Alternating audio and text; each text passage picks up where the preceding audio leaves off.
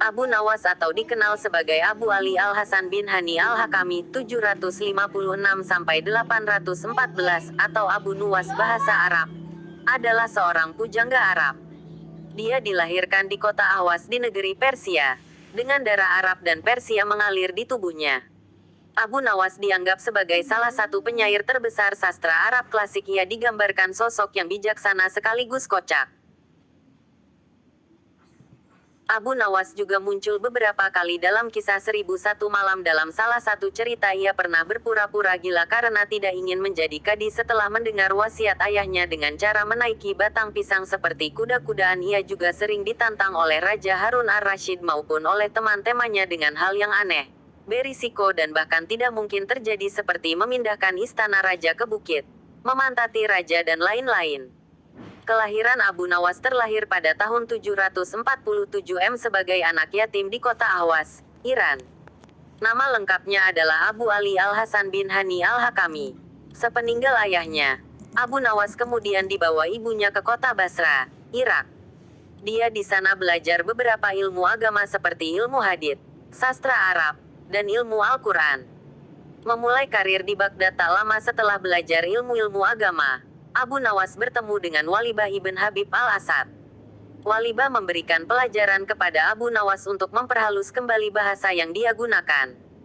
Dia juga pergi ke Kufah untuk bertemu dengan orang-orang Arab Badui, supaya ia dapat memperhalus serta memperdalam kesusastraan bahasa Arab.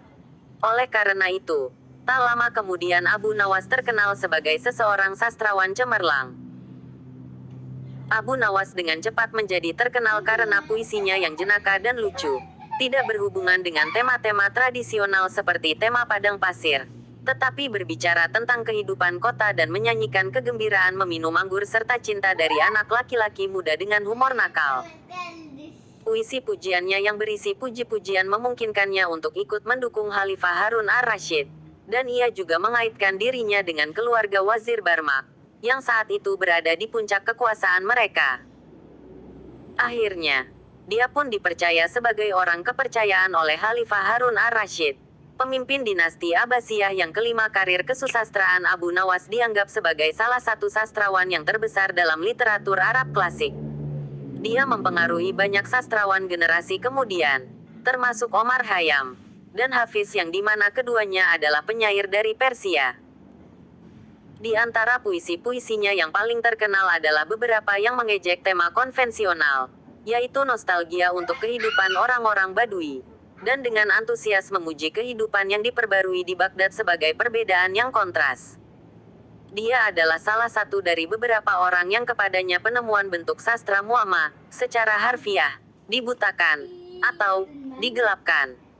Puisi-puisinya sempurna secara tata bahasa, dan didasarkan pada tradisi Arab. Dia terkenal dengan kepengarangan tardiyah, puisi mengambil adegan berburu sebagai subjeknya, yang dengan itu, dia mencapai peringkat genre dalam dirinya sendiri. Tema perburuan sudah ditemukan di puisi pra-Islam dan di Mu'allaqah Imro'u Qais, yang mengabdikan 7 ayat untuk deskripsi perburuan rusa. Hal yang sama berlaku untuk peran mendasar dalam pengembangan puisi yang bertemakan pesta pora dan bermabukan sebagai genre sendiri. Tema ini juga hadir dalam puisi kuno, seperti yang ditunjukkan pada baris pembukaan lain Mu'allaqat.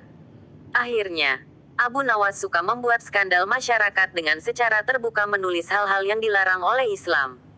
Tema dari puisi tersebut umumnya adalah tentang kehidupan kota.